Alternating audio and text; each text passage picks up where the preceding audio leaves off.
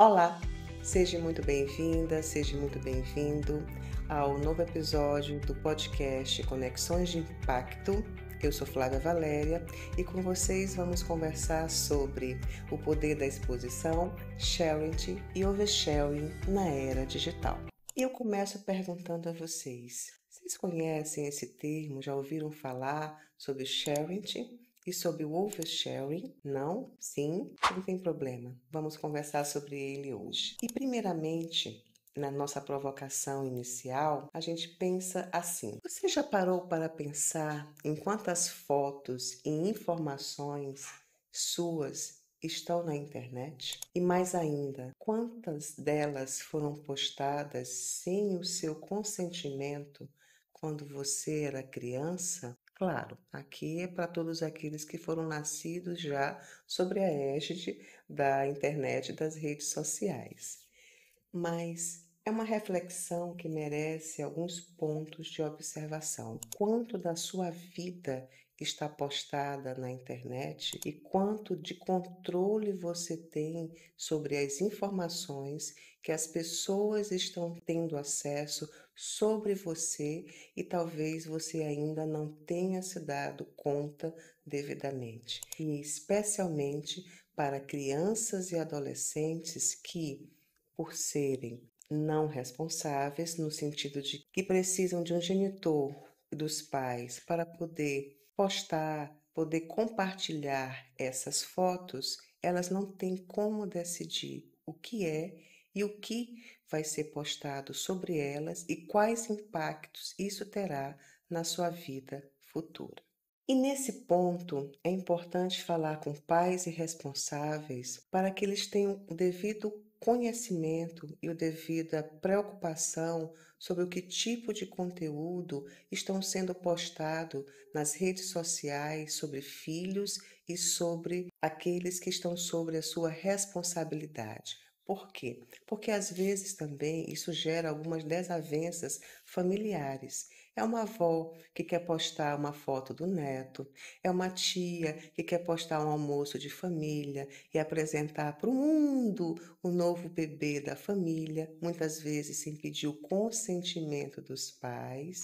E alô, alô, quem pode decidir e dar a última palavra se deve postar ou não algo sobre aquela criança, sobre aquele adolescente, é o seu guardião, ou seja, pai e mãe, em primeiro lugar. E somente após essa autorização, tios, primos e você também, vovó, so sorry, mas precisa de autorização dos genitores para que você possa fazer essa postagem e assim estar devidamente amparada. Por quê? Porque quem é o guardião, quem tem a responsabilidade legal por aquela criança e por aquele adolescente são os pais ou os seus guardiões legais. Aquele que uma autoridade judiciária, dentro de um processo legal, conferiu e garantiu os poderes de guarda daquela criança, aquele adolescente, para aquela pessoa. Então, o que seria esse sharing? Sharing seria quando os pais compartilham, pais irresponsáveis, fotos e informações sobre seus filhos na internet, leiam-se nas redes sociais, sejam em blogs, sejam nas diversas plataformas que nós temos hoje, como Instagram, Facebook, até mesmo em grupos de WhatsApp, enfim, em todas as redes sociais disponíveis, que é um número bastante expressivo, apesar no Brasil nós temos uma limitação daquelas que são de maior preferência do gosto nacional. E o oversharing, seria a distinção? É quando as pessoas, aí já aquela pessoa plena, capaz, adulta, expõe informações excessivas sobre a sua vida de forma online. É aquela pessoa que sai para almoçar, ou que sai, vai viajar, ou que está triste, ou que está em processo de luto, ou que ganhou um emprego, perdeu o emprego, enfim, a vida da pessoa está plenamente nas redes sociais. Se quer saber a vida da pessoa, basta acompanhar suas redes sociais, que ela está lá com todos os pormenores, os detalhes, ou então se teve uma finalização de relacionamento também colocado nas redes sociais, dando publicidade de detalhes que às vezes são privados, são íntimos e que não necessariamente deveria estar nas redes sociais de domínio público. E nesse sentido, é importante, como vocês estão vendo aí agora na tela, que a gente faça a seguinte reflexão: até que ponto o compartilhamento de momentos íntimos é inofensivo? Será que ele é sempre inofensivo? E quando isso se torna um problema? É aquela famosa linha do bom senso e a linha do meio, né? Como nós estamos trilhando e o que passa a ser algo meramente jocoso, de brincadeira, uma foto numa viagem, e quando isso passa e pode gerar um problema, porque começa a formar aquelas chamadas, entre aspas, pegadas digitais, os rastros digitais que hoje são muito bem acessados pelos setores de recursos humanos, pelos setores que fazem investigação de vida pregressa daquela pessoa, no momento de contratação ou no momento de finalização de ingresso de um servidor que tenha obtido aprovação no concurso público. Então, muito cuidado com o tipo de informação sua que está nas redes sociais, sejam elas posicionamentos políticos, posicionamentos religiosos, informações de caráter íntimo, opções, escolhas, isso é do caráter privado seu. E como o nome mesmo já diz, se é privado, por que estar disponível ao público, que esse público não é o seu familiar, muitas vezes não é o seu amigo, mas pode ser alguém que lhe cause muitos problemas, inclusive lhe dar ferramentas para a ação de cybercriminosos. Voltando um pouquinho nessa conceituação, porque ela é importante, o termo sharing, ele é composto de duas palavras, o sharing, ele vem da palavra sharing, que é compartilhamento, mais parenting, ligados aos pais, aos responsáveis, são palavras em terminologia da língua inglesa. E esse termo se popularizou ainda bem no início da internet, com o início dos blogs, quando as avós e mães compartilhavam naqueles blogs informações da vida dos seus filhos. Criança nasceu, o álbum do bebê, pesou tantos quilos, teve essa primeira doença e toda a vida da criança era compartilhada de forma online nesses blogs e também com as fotos, né? E até mesmo fotos de ultrassom, os primeiros passos, boletins escolares. Bom, quem é mãe que atire a primeira pedra, né? Quem é mãe já teve seu bebê e eu levanto a minha mão. Eu tirava diversas fotos, não partilhava nenhuma, mas eu tirei várias fotos porque é o momento de você compartilhar uma experiência que lhe deixou muito feliz. A maternidade, fora, claro, faço uma observação, aqueles casos que ensejam uma depressão pós-parto, é um momento de muita felicidade na vida de uma família, a chegada de um bebê. E isso gera foto, gera alegria, gera vontade de compartilhar aquele nascimento. Até mesmo nos ritos tribais, das quais nós herdamos muitos costumes, qual era o costume da tribo? Nasceu um novo ente e toda a tribo tomava conhecimento e festejava. Ele ia para o centro daquela celebração, a autoridade, chefe da tribo, a autoridade que era encarregada dos remédios, a autoridade que era carregada espiritual, faziam aquelas bênçãos, aqueles batismos e toda a coletividade recebia aquela criança que acabou de nascer. Isso é um costume tribal. Mas hoje, digamos assim, se a gente entende esse compartilhamento excessivo nas redes como uma reminiscência desse costume tribal, se ali, aquele momento, não eram registrados nem nos pergaminhos ou nem na forma escrita, agora é.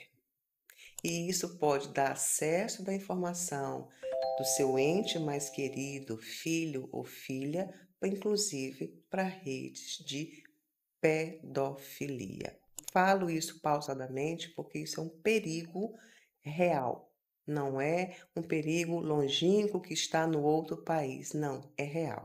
É importante que tenhamos acesso de como essas redes trabalham, de como elas captam informações na internet. E às vezes essas informações estão disponíveis online em fontes abertas, bastando ver e colocar o nome e buscar e checar. E isso alimentar hoje, com os nossos lindos sistemas de IA generativa, as fotos e as modificações de filmes que alimentam essa rede de pedofilia. Eu tenho certeza que ninguém gostaria que um ente querido seu, filho ou filha, neto ou neta, tivesse a sua imagem ou tivesse parte do seu corpo alimentando essa rede de filmes, de exposições pornográficas para redes de pedofilia. Bastante atenção em relação a esse ponto. Um outro ponto interessante que isso não é um comportamento comum.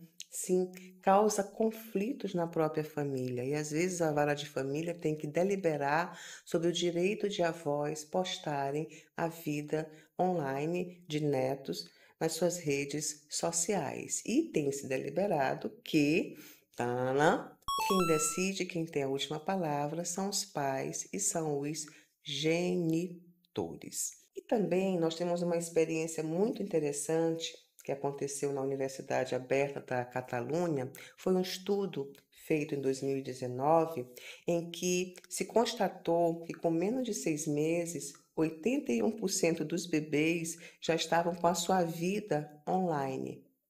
Isso é basicamente uma totalidade dos bebês nascidos já estavam com alguma foto, alguma comunicação sua em redes sociais. E será que precisamos mesmo fazer uma divulgação pública de uma forma desconhecida do nascimento desse ente querido? É algo para se refletir. E para ilustrar bem essa situação dos perigos, eu gosto muito desse vídeo. Eu vou deixar o link aqui e quem tiver curiosidade, quem tiver vontade de se aprofundar um pouco mais nesse tema, ele foi uma rede de comunicação alemã, ele criou, um vídeo curto para chamar a atenção de pais e responsáveis sobre o problema do sharing.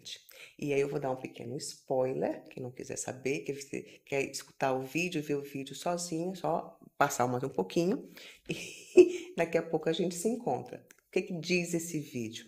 O vídeo, na verdade, são um casal, pais, indo para o cinema e lá eles estão comprando os ingressos, eles chegam, sentam e começa aquela tela, Começa com os trailers antes de começar o filme e nesses trailers eles são surpreendidos pela filha deles. Através do sistema de IA generativa, começa a foto da Ela, salvo engano, com 6 ou 9 anos, e diz: Boa noite, pai. Sou eu, ela. E ela começa a acelerar dos 6 até ela ficando adulta. E quando ela é adulta, ela começa a conversar com os pais. Sabe aquelas fotos que vocês postaram desde que eu era criança e começa a aparecer fotos, vídeos lúdicos de brincadeira, de aniversário, de parquinho de diversão, de momentos na escola, de momentos com a família? Pois é, aquelas fotos, eles fizeram isso com essas fotos e começa uma modificação de gênero, começa aquilo que nós falamos, vídeos adultos e toda uma série de mau uso dessa identidade digital feita por vídeos e por imagens. E ela dizendo: eu preferia que vocês não tivessem feito isso, porque agora eu estou com um problema de provar que essas identidades não são as minhas e estão me questionando se eu fiz realmente essas coisas que eu não fiz. Ponto. Causou uma comoção e, de fato, a tecnologia tem avançado bastante e isso é possível sim ser feito. E por isso, nesse momento, onde nós não temos ferramentas tão eficientes quanto a criação para informar a falsidade dessas criações feitas por uma inteligência artificial generativa, é importante alguns resguardos. Naquela velha máxima de sabedoria que a gente escuta naquelas frases, às vezes menos é mais. E cautela é importante nesse momento, principalmente para você, pai irresponsável, que decide sobre Qual foto vai para a internet? Será que seu filho adulto gostaria de ter tido essa exposição desde cedo e dessa forma pela internet, se tivesse direito de escolha? A depender das relações e do grau de amadurecimento desse adolescente, seria muito interessante perguntar. E às vezes os pais já têm um trabalho inverso.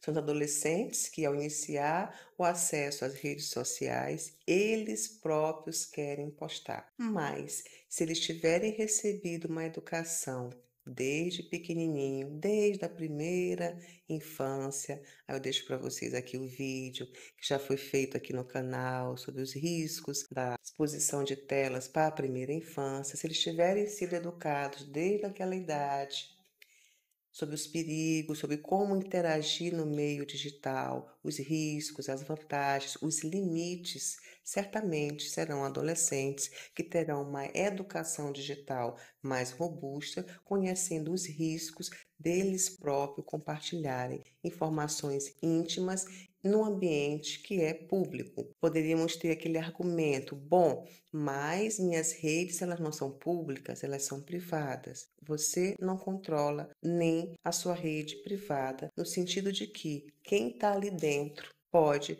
fazer um compartilhamento diferenciado dessas informações. Aquela velha máxima, por vezes menos é mais. Temos que ter muito cuidado com esses rastros digitais. Bom, em relação ao sharing, é importante que fique claro que é o ato do pai ou do responsável no compartilhamento de fotos e imagem daqueles que eles têm à guarda, filhos ou tutelados ou netos e netas. E o oversharing? O oversharing, ele é basicamente a exposição feita pelo adulto de si mesmo. E quando o compartilhamento excessivo de informações suas pessoais acontece, pode ser, já que nós estamos já na égide dos nativos digitais, fruto de uma criança que teve muito suas fotos e vídeos na modalidade de sharing, que ela se acostumou aos pais e aos seus responsáveis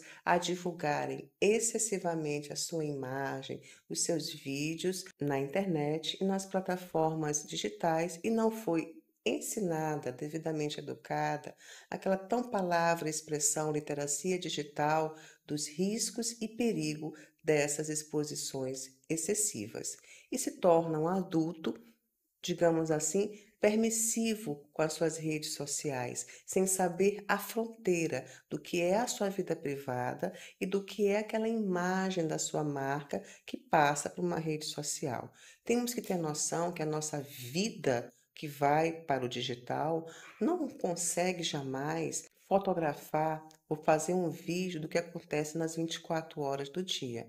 Então, ali o que é exposto, ele detém uma finalidade. Tem pessoas com perfil profissional, tem pessoas com perfil para amigos, tem pessoas com perfis familiares que atingem exposições diferenciadas da sua vida digital. Isso tem que ser muito bem orientado desde a adolescência, saber o que você vai expor sobre você naquela rede social, porque o que fica na internet, o que é gerado e é, digamos assim, vai subir para a nuvem, fazer o upload daquilo ali, ele pode se tornar permanente e de difícil apagamento, causando problemas e extensões, talvez nesse momento, para a vida da pessoa, não muito bem mensurados. E qual é esse impacto, tanto para o sharing quanto para o oversharing? Risco de sequestro digital e roubo de identidade, isso a nível digital. E também de abordagem de criança e adolescente. Vamos citar assim um exemplo genérico. Você publica da sua criança, do seu adolescente, foto com a farda da criança, a horário que ele come, a comida que ele gosta, o nome dos familiares e amigos, o seu nome de pai e mãe, que às vezes aparece no vídeo, numa fotografia de aniversário. Você publica todas as informações. Uma pessoa, um adulto que quiser abordar essa criança, pode começar a se identificar. Olha, eu sou fulano, eu conheço o seu pai, que se chama Cicrano, eu conheço a sua mãe, que o nome dela é esse, e também a sua avó. Você não fez um aniversário assim, assim, e você estava muito feliz que estava fantasiada de princesinha? Eu também soube que seu bolo de chocolate fez o maior sucesso nessa festa. Isso vai ganhando o quê? Familiaridade com aquela criança. Realmente ele é amigo do meu pai.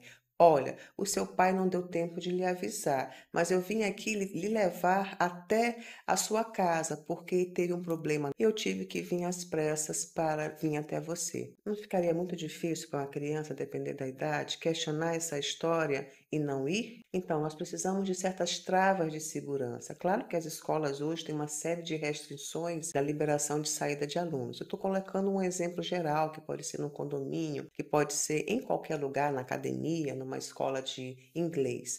Mas para se mensurar que a divulgação desses vídeos e a divulgação dessas informações podem colocar crianças e adolescentes literalmente em risco de uma abordagem com informações muito precisas sobre a vida familiar, gostos e escolhas daquela criança e daquele adolescente. E pode gerar, sim, um problema até maior do que apenas um compartilhamento de fotos. E como esses criminosos podem usar essas informações, essas imagens, elas são, assim, a depender da criatividade criminosa, que é algo, assim, fenomenal. Eu sempre falo assim, gente, se essa criatividade voltada ao crime fosse usada para benefício da humanidade, nossa, nós já teríamos dado saltos e saltos de evolução social. Mas, enfim, é o momento histórico em que vivemos. E quais poderiam ser, citar assim, os efeitos na criança nesse longo prazo dessa exposição continuada e permitida por pais irresponsáveis? Afetar a construção da identidade e autoestima, principalmente quando ela descobre que aqueles vídeos e aqueles fotos geram curtidas, aquele coraçãozinho clique, clique, e a criança começa a perguntar: quantos likes, quantas curtidas aquela foto, papai e mamãe, aquele vídeo gerou? Ou os próprios pais se antecipam e dizem: menina, aquele seu vídeo viralizou, todos curtiram aquela sua foto e aquele vídeo. Isso se torna uma forma de validação existencial da criança a nível de constituição psicológica. Olha o perigo e o risco disso, a depender também da idade e das consequências que essa informação chega para esse segmento idade. Tanto é assim que nem toda criança e adolescente é feliz com essa superexposição, principalmente as mais tímidas.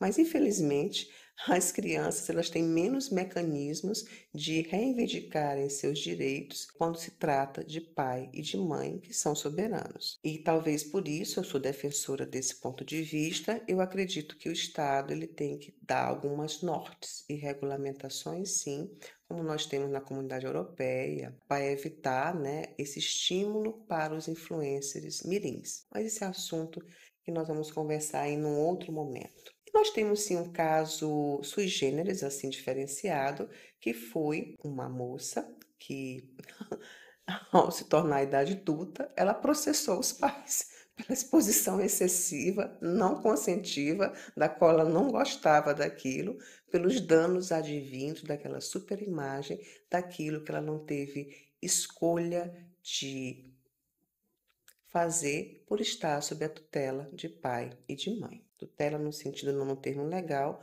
mas sobre a responsabilidade de pai e de mãe. Isso sim nós já temos dados dessas ações. E começamos a abordar então um dilema ético, Até sobre esse sem informação, criança. A criança tem direito à privacidade? Ela tem direito de escolher se quer a sua vida exposta ou não nas redes sociais e como ela poderia fazer essa escolha, já que ela é, ao menos no Brasil, de 0 a 12, absolutamente incapaz e quem faz esse gerenciamento jurídico da sua vida, ou seja, o poder de escolha e decisão plenamente, são os pais e os responsáveis. Haveria uma forma, assim, de ser um proibitivo genérico desses pais fazerem essa exposição, que talvez essas crianças não concordassem, ou elas estão submetidas integralmente à escolha e decisão desses pais? É um tema que ainda não tem resposta no ponto de vista ético. Jurídico nós temos. A decisão final, desde que não seja vexatória essa exposição, ela pertence aos pais e genitores, mas é algo que socialmente podemos começar a questionar para saber se precisa permanecer assim ou se há necessidade de órgãos voltados à rede de proteção da infância começar articulações para criar algumas travas e limites nessa exposição e a forma também dessa exposição. E qual é o preço, no caso aqui, do oversharing? Que nós já começamos a delinear um pouquinho, e um pacto nessa imagem pessoal e profissional. As chamadas pegadas digitais ou rastros digitais. Sim, não tenha a menor dúvida que hoje em dia os setores de RH, as empresas analisam as redes sociais dos candidatos. Até porque muitos dos cargos e empregos hoje nessa era digital é feito através do formulário do LinkedIn.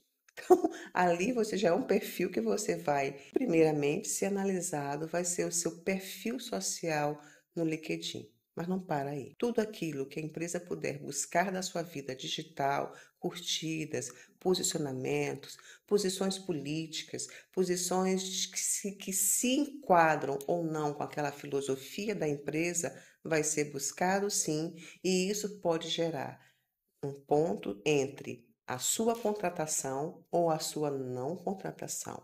Então, é algo que não podemos deixar marcas que venham a prejudicar o desenvolvimento da vida cidadã e do futuro profissional de uma pessoa. Informações compartilhadas, elas podem ser usadas também contra você no futuro, no sentido de um posicionamento político, no sentido de um posicionamento social ou de uma declaração feita sob o calor de uma emoção que venha depois a ter consequências jurídicas para aquela empresa ou para aquele emprego, aquela candidatura de emprego que você está querendo fazer. E além disso, do ponto de vista psicológico, peso da superexposição emocional. Quando o desabafo vira vulnerabilidade pública, que é muito comum entre celebridades.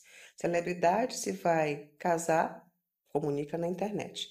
Celebridade que vai se separar, comunica na internet. E hoje tem até um debate para saber se essas comunicações de separação ou até mesmo de infidelidade, ela não é uma questão que está por trás um marketing para gerar um engajamento no lançamento de um novo projeto, um álbum de música ou alavancar a carreira do parceiro. Também existe essa discussão por trás. Mas isso é na vida das celebridades. Para quem não está nesse meio artístico ou não está nesse momento de celebridade, como bem entendemos, atores, cantores, etc., etc., essa vulnerabilidade, essa superexposição, desabafo, pode ser um ponto de início para um golpe cibernético chamado romance scammer, onde essa vulnerabilidade é um chamariz de fragilidade para uma abordagem para aplicação de golpe cibernético de amor, a depender do tipo de vulnerabilidade, seja por uma separação, seja por um luto, seja por uma perda de um emprego, seja a finalidade que for, e também determina o tipo de golpe a ser aplicado naquela pessoa. Além dos famosos julgamentos online. Você está certa, você está errada, ou até mesmo os cancelamentos, né? Que é aquele famoso linchamento digital.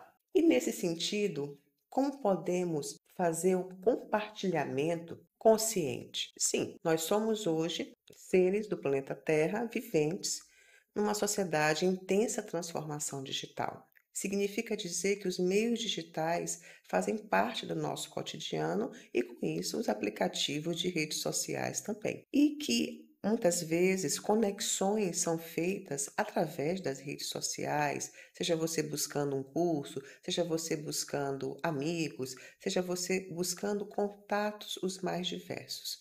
Isso significa, mais uma vez, que é preciso fazer um compartilhamento consciente, saber usar essas redes sociais. E você deveria perguntar, no caso do sharing, pais e responsáveis deveriam sempre fazer essa pergunta: minha filha ou filho aprovaria isso no futuro? Ou o contrário, se fosse meu pai e minha mãe postando isso lá na minha infância, eu ia gostar de ver essa foto, de ver essa imagem publicada assim na internet para qualquer pessoa ver? São algumas balizas que podem ser adotadas. Usar perfis privados pode ser o início de tentar colocar alguma trava, mas sabendo desde já que não é absoluta. Limitar quem pode ver, por exemplo, em determinados canais e apps, apenas um subgrupo de família para ver aquelas fotos tiradas em momentos íntimos de família. E evitar colocar os detalhes como localização, nome completo e documentos. E isso você tem que saber como operar para não deixar essas marcas que podem lhe identificar onde foi feito, onde está aquela criança, onde está aquela escola, onde aquela família vive, para evitar fechar esses caminhos de acesso por cybercriminosos e até criminosos reais. E no caso do oversharing, revisar antes de postar e pensar no impacto ao longo prazo. Eu estou postando isso para quê mesmo? Porque é um momento de carência afetiva e aí eu posso talvez buscar uma sessão de terapia e ver se precisa realmente daquele suporte de curtidas naquela foto. É importante que se enfrente isso, a dependência emocional de curtidas, como forma de interação nessas redes sociais que pode levar a prejuízos pessoais inimagináveis. E criar limites saudáveis entre vida pessoal e vida social, ou seja, decidir o que se posta ou não na vida digital, mesmo para aqueles grupos privados. Não, isso é da minha vida pessoal, do meu núcleo íntimo de atuação de ser, isso não precisa estar nem no grupo de melhores amigos. É a minha vida que não acontece somente online. Ela tem uma vida gigantesca, real. É importante que cada um comece a fortificar, solidificar a vida real para não confundir a vida digital com a sua vida verdadeira. Ela não é. E evitar postar no calor do momento, por exemplo, descobrir uma notícia. Isso é importante para ver como os algoritmos das plataformas funcionam.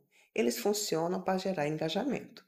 Então, o que vai acontecer é que na sua linha do tempo, na sua timeline, vai aparecer as coisas que lhe causam muita alegria ou muita raiva. E nesse momento dessas vísceras expostas é que causam engajamento, que você curte, que você comenta, que você reposta, que você coloca a sua opinião, mesmo seja uma opinião contrária, quando você está, digamos assim, devidamente equilibrado e dono das suas emoções. Então, nessa era digital, é muito importante que cada um de nós busque o equilíbrio das emoções para evitarmos sermos joguetes dessas vísceras que expõem as emoções e fazem com que os algoritmos alternem entre likes, curtidas e repostagens e engajamentos a custas de emoções vividas individualmente. E com isso, e não menos importante, é importante que se lembre que o digital, ele é basicamente eterno. E o que postamos hoje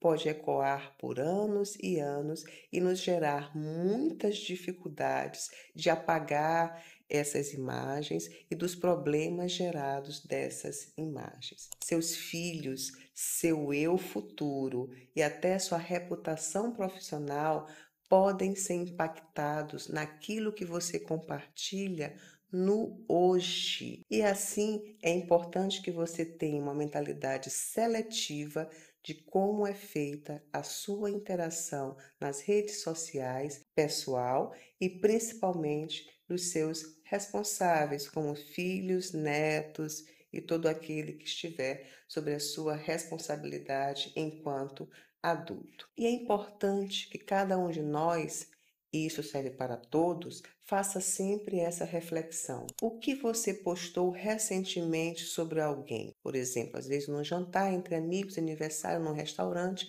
ou numa festa, você bate uma foto e bota isso na plataforma de internet, de rede social. Você perguntou para aquela pessoa se ela gostaria de estar a sua imagem eternizada naquele momento com você? Será que a pessoa aprovaria se concedesse a ela o direito de escolher entre postar e não postar? E principalmente você, Você aprova suas próprias postagens? As postagens que você fez há 5, 10 anos atrás, elas ainda devem permanecer online e de acesso a todos? Ou já é o momento de arquivá-las ou deletá-las? Então, essa higiene das redes sociais, ela é tão importante e necessária hoje em dia como a higiene pessoal, a higiene do cômodo do seu trabalho, da sua casa, do local que você mora. Se você tem uma vida digital, essa vida digital também tem que estar limpa e condizente com você. Afinal, ela reflete você como se fosse a sua marca, a sua personalidade. Então, tenha cuidado com aquilo que você posta e de como isso pode impactar sua vida recente, futura e mais futura daqui a um tempo. Reveja e reveja suas postagens e pratique o uso cada vez mais consciente das redes sociais. Espero que esse episódio tenha agregado alguma reflexão para vocês e que a partir deles alguma interação possa ser feita nas redes sociais de forma mais condizente com aquilo que você quer revelar sobre si. Te vejo no próximo episódio. Até já!